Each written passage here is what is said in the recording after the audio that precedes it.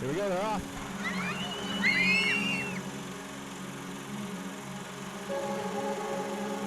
We are definitely a sports-oriented family, and I've always been a daddy's girl. To the other end, pulls the Buckeyes within 3. Stokes inside left hander, good! As soon as I got the call to start being my first AAU team, my dad was like, "Hey, Kiah, do you want to play basketball like your dad?" And I was like, "Yeah, of course." First of all, I'm very, very proud of her. But me, I'm probably her worst critic. She can score 1,000 points, but I'm going to tell her the things that she didn't do right.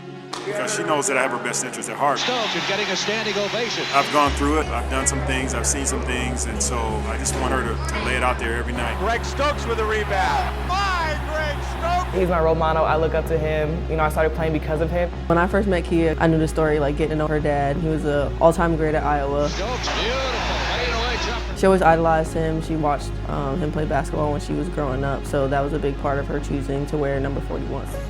Tough defense there by the rookie Greg Stokes on Larry Bird. Kiah Stokes on the glass. I think that goes back to what she said her dad taught her. You got to do your schoolwork first before you have fun. Stokes with a jam! She comes in, takes care of business. Just seeing her development from her freshman year to now, I mean, it's tremendous. I don't want to say you take winning for granted at UConn because it's more of an expectation, but once you get to the pro level, everyone's, you know, played in big games in college. Everyone has a skill, everyone has a talent, so it's really, really hard. I just love watching Kiah Stokes play. I know that she doesn't blow you away on the stat sheet, but she's always there on a closeout. She knows how to help and switch and guard on the perimeter. Kiah Stokes isn't worried about scoring.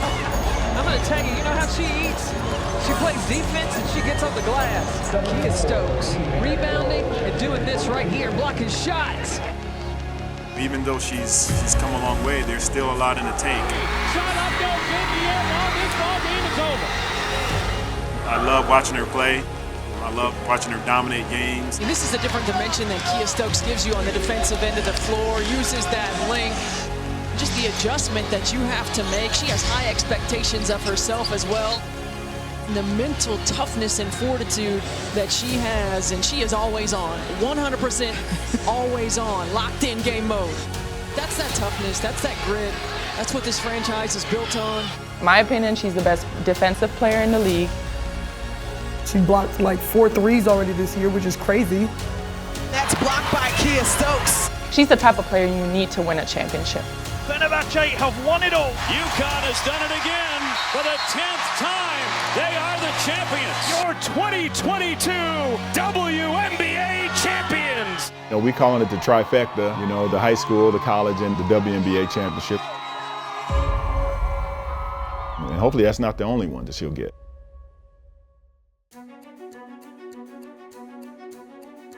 You know, deep down, my love was for basketball. I saw more opportunities after, you know, high school and college with basketball between the WNBA and overseas. She just dominated early on. We knew she was going to go somewhere with basketball. But I think things kind of took off when she went to the U16 tryouts and made that team. Then all the other colleges come in, including UConn.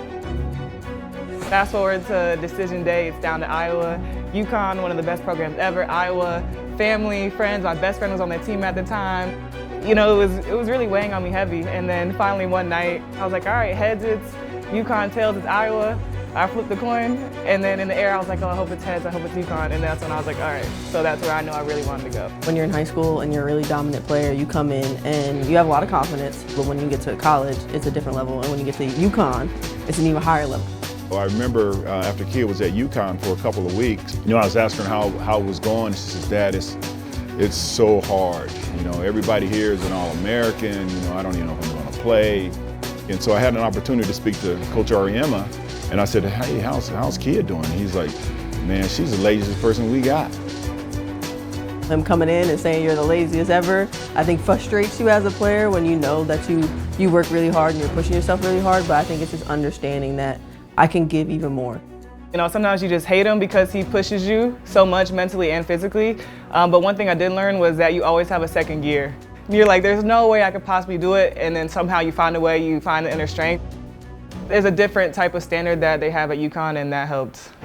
You know, she wasn't a starter. She played about half the game and, you know, was one of the top shot blockers in UConn history, and UConn is a storied program. There is block number 8 for Kiah Stokes. That season that we, went undefeated, I would probably say that our practices were harder than the games. And we had some really, really tough games, but I feel like Coach Auriemma would always put us in situations that we thought were impossible.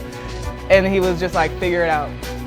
We've been able to go to 4 Final Fours and win 2 national championships and hurt 3. I think we never take it for granted. This is this team's 3rd visit in a row. I don't want to say we had to be perfect, but if perfection was the goal, even if you don't get to perfection, you're going to get somewhat close, and I think that's why we were able to be so good for so long.